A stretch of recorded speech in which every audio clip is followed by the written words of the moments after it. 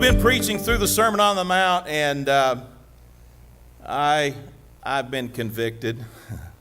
I want to be a kingdom man. I want to be a part of God's kingdom. And throughout this sermon, Jesus has been describing the people of his kingdom. And now he brings us to the gates of his kingdom. And he gives us this invitation in Matthew 7, verse 13. Jesus says, "Enter through the narrow gate.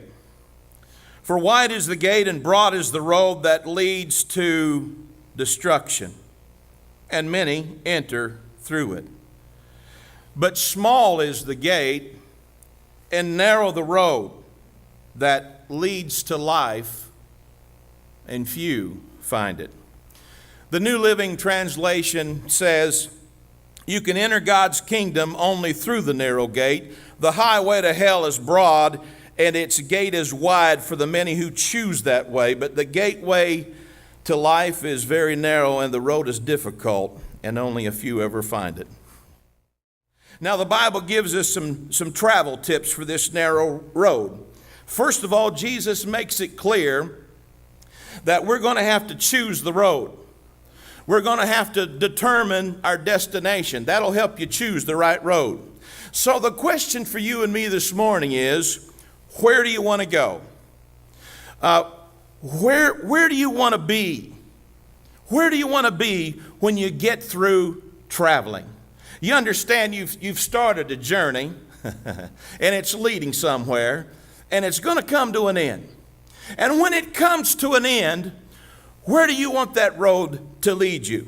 Jesus sets before us a choice. He says, there is a road that leads to destruction, and there is a road that leads to life. And Jesus tells us very clearly how to get on this road.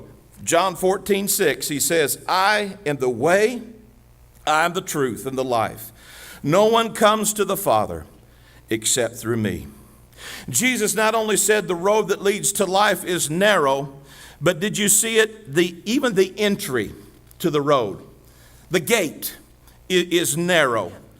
But Acts 4:12 tells us that salvation is found in no one else, for there is no other name under heaven given to mankind by which we must be saved. Second, keep your eyes on the road. Keep your eyes on the road. The way to life, to God, is vigorous and requires total attention. The road to life requires our undivided attention.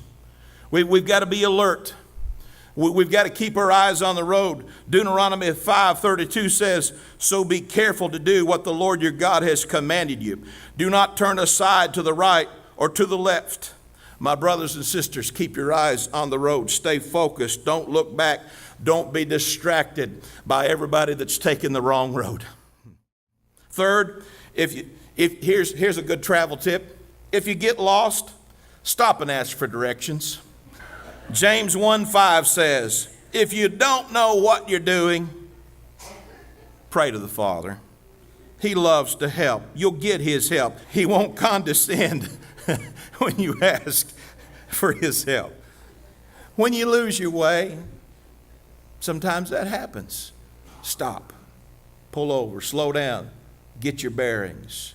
You know, that's the beauty of being a part of the family of God.